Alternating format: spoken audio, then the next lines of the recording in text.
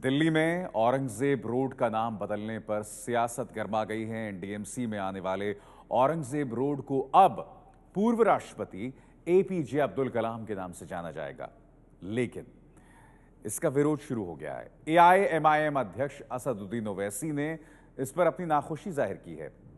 इतिहासकारों ने भी नाम बदलने का विरोध किया है। आखिर औरंगजेब को लेकर इतना विवाद क्यों है? मुगल शासकों में सबसे ज्यादा विवादास्पद औरंगजेब क्यों है? क्या वो क्रूर शासक था? क्या औरंगजेब हिंदू विरोधी था? क्या है औरंगजेब का सच? आइए देखते हैं।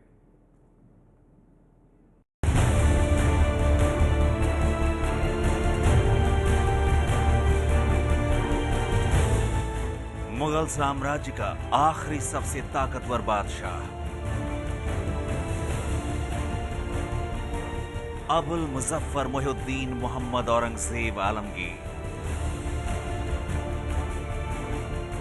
भारत पर शासन करने वाला छठा मुगल शासक था। औरंगजेब अकबर के बाद सबसे ज्यादा लंबे समय तक भारत पर शासन रहा औरंगजेब का। सन 1658 से लेकर सन 1707 यानी करीब 50 साल तक भारतीय उपमहाद्वीप पर औरंगजेब का साम्राज्य चला। औरंगजेब की मौत के करीब 308 साल बाद उसके नाम पर विवाद छिड़ गया है।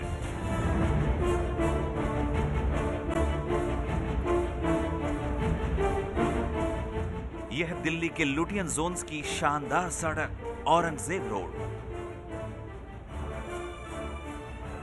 लेकिन आने वाले दिनों में इस पर लिखा होगा doctor APJ Abdul Kalam road, यानी औरंगजेब रोड का नाम बदलकर पूर्व राष्ट्रपति मिसाइल मैन कलाम के नाम पर हो जाएगा। शुक्रवार को सबसे पहले इसकी जानकारी दिल्ली के मुख्यमंत्री अरविंद केजरीवाल ने ही ट्विटर पर दी।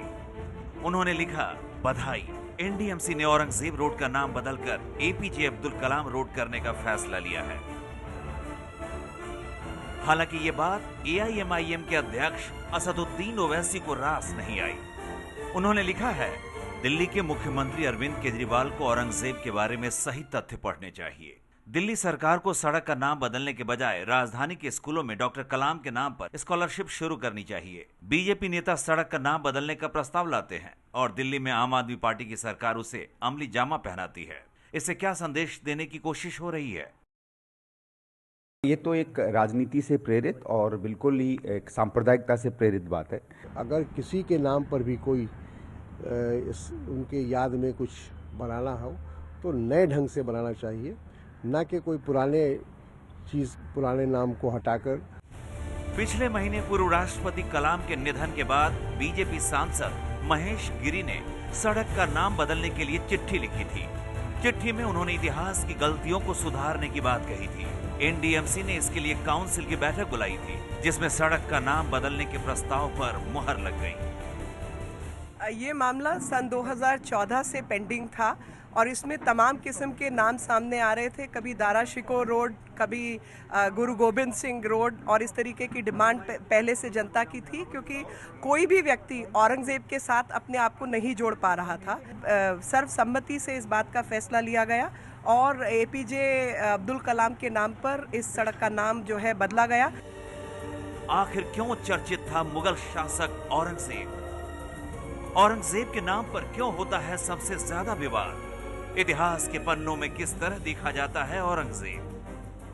जब बाहर से मुसाफिर आते थे तो वो ये कहते थे कि मुगल एम्पायर में औरंगजेब के ज़माने में, उसके आखिरी ज़माने तक में, ये बात बहुत अच्छी है कि यहाँ सब धर्मों को टॉलरेट किया जाता है। तो ऐसा नहीं था कि हिंदुओं पर बहुत ज़्यादा उसने जुल्म किया। और बहुत से मंदिर हैं, जैसे वृंदावन के हैं, उसमें कुछ मंदिर तोड़ेगी जो बहुत ही बुरी चीज़ है, लेकिन इसी के साथ बहुत से मंदिर हैं जिस पर उनकी लैंड ग्रांट्स भी रखी, उसने जारी की। जगन्नाथ का पूरा मंदिर रहा अपने पूरे शोन पर पूरी शान से, और वृंदावन के सब मंदिर रहे। तो दोनों ऐसे एस्पेक्ट्स हैं। भारत की सामूहिक चेतना में औरंगजेब एक क्रूर शासक है और इरफान हबीब जैसे इतिहासकारों के इतिहास लेखन इस सामूहिक चेतना में एक रत्ती भर परिवर्तन इसलिए नहीं कर पाई है कि पीढ़ी दर पीढ़ी उसके अत्याचार की कहानी को हिंदुस्तान न भुला पाई न भुला पाएगी। औरंगजेब इतिहास में रहेगा। औरंगजेब का इतिहास में रहना इसलिए ज़रूरी है कि हमें पता चले कि क्रूरता की क्या सीमा होती है, क्रूरता का क्या रूप होता है, क्या रंग होता है। औरंगजेब की जिस बात के लिए सबसे ज्यादा आलोचना होती है वो है उसकी धार्मिक नीति। कहा जाता है कि बहुसंख्यक हिंदुओं की भावना को नजरअंदाज करके औरंगजेब ने इस्लाम धर्म को अपने शासन का आधार बनाया। औरंगजेब के बारे में ये भी कहा जाता है हिंदुओं के तीर्थ स्थलों पर टैक्स लगाया और हिंदू त्योहारों पर प्रतिबंध तक लगा दिया। हमको कोई एविडेंस नहीं मिलती है कि उसने किसी को जबरदस्ती धर्म परिवर्तन कराया हो। ये बहुत सारा इतिहास अंग्रेज़ों का लिखा हुआ है और अंग्रेज़ों ने 1857 के बाद डेलिब्रेटली ये इतिहास लिखा, जिसमें बहुत सारी चीज़ें उन्होंने गायब कर दी। जैसे मिसाल के तौर पे उन्होंने ये सारे रेफरेंसेस गायब कर दिए, वो सारे मंदिर जिनको औरंगज़ेब ने ग्रांट्स दी थी। और कुछ मंदिरों में तो ग्रांट इसलिए दी गई कि उस मंदिर में औरंगज़ेब के नाम का देसी घी का दिया 24 घंटे जलता रहे। तो ऐसे आदमी को आप हिंदू दुश्मन किस तरह साबित कर रहे हैं? औरंगजेब को यदि याद किया जाएगा तो क्रूरता के लिए याद किया जाएगा, पंथ निरपेक्षता को ध्वस्त करने के लिए किया जाएगा। और सबसे बड़ी बात है, उसने भारतीय जीवन मूल्य को ध्वस्त करने का काम किया। सिर्फ 4 मंदिर तोड़ता तो उसे माफ़ कर दिया जाता है, सिर्फ जजिया कर लगाता तो माफ़ कर दिया जाता। वो पूरे भारत की परिभाषा को बदलना चाहता था, लेकिन भारत में इतनी ताकत थी, हिंदू समाज में इतनी ताकत थी, इतनी आंतरिक बल था कि औरंगजेब ऐसा नहीं कर सका। इतिहासकारों का मानना है कि मुगल शासकों के इतिहास को अंग्रेज इतिहासकारों ने गलत तरीके से पेश किया, जिसके चलते औरंगजेब की खराब छवि सामने आई। इतिहासकार कहते हैं कि अगर औरंगजेब हिंदुओं का जबरदस्ती धर्म परिवर्तन कराने में यकीन रखता तो उसकी सेना के कमांडरों में हिंदुओं की संख्या ज्यादा न होती। औरंगजेब के सारे बड़े कमांडर, जितने बड़े कमांडर हैं, उनमें बहुत बड़ा बहुमत राजपूतों का है। या इस बात का जिक्र नहीं होता कि उसने दक्कन में एक मंदिर, एक मस्जिद तोड़वाई थी। दक्कन पे जब बीजापुर गोलकुंडा पे उसने कब्जा कर लिया, वहाँ के जो मुसलमान शासक थे उनको हरा दिया, तो उनका एक ट्रिब्यूट तय किया गया था कि हर साल इतना ट्रिब्यूट वो दिल्ली की सरकार को देंगे। वो जो वहाँ का बादशाह था, इसका हैदराबाद का, वो दे नहीं रहा था, गोलकुंडा का जो नवाब था। और उसने वो पैसा एक ज़मीन में गड्ढा खोद के वहाँ दफना दिया, उसके ऊपर मस्जिद बना दी।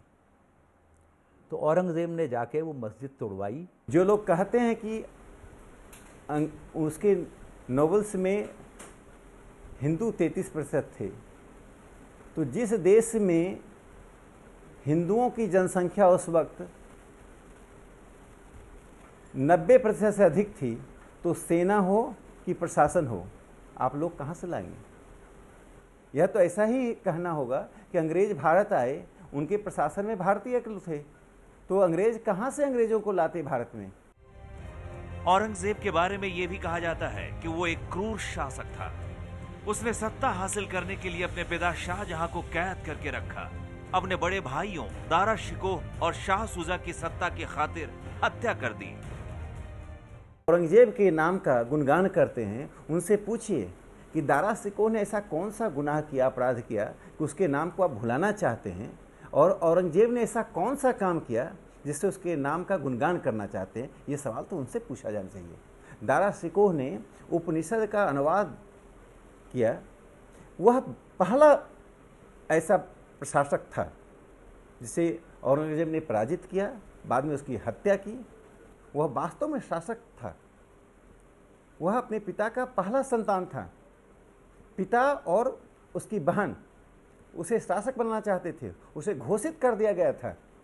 और दारा शिकोह तो भारत में इस्लाम के भारतीयकरण की प्रक्रिया को शुरू किया, जिसे औरंगजेब ने समाप्त कर दिया।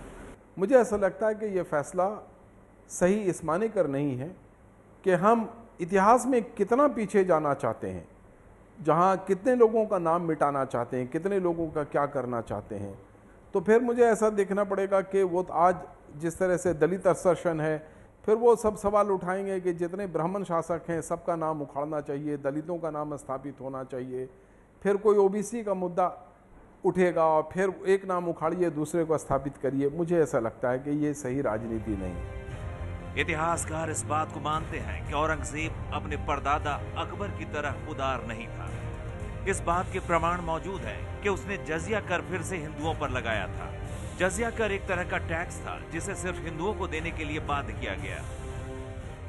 अगर औरंगजेब को मुकाबला आप अकबर से करना चाहें तो जाहिर सी बात है कि आसमान ज़मीन का फ़र्क मिलेगा।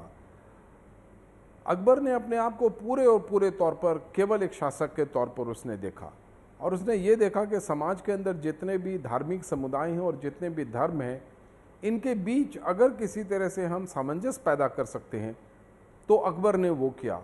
औरंगज़ेब को अगर आप देखें तो औरंगज़ेब ने अपने पूरे हिंदुस्तान के अंदर धार्मिक सामंजस्य पैदा करने के बजाय केवल और केवल उसने अपने आप को एक इस्लामी व्यक्ति के तौर पर देखा। इतिहासकारों की नजर में इतिहास को समय के परिप्रेक्ष्य में देखा जाना चाहिए। एक शासक को इतिहास के सांचे में रखकर नहीं समझा जा सकता।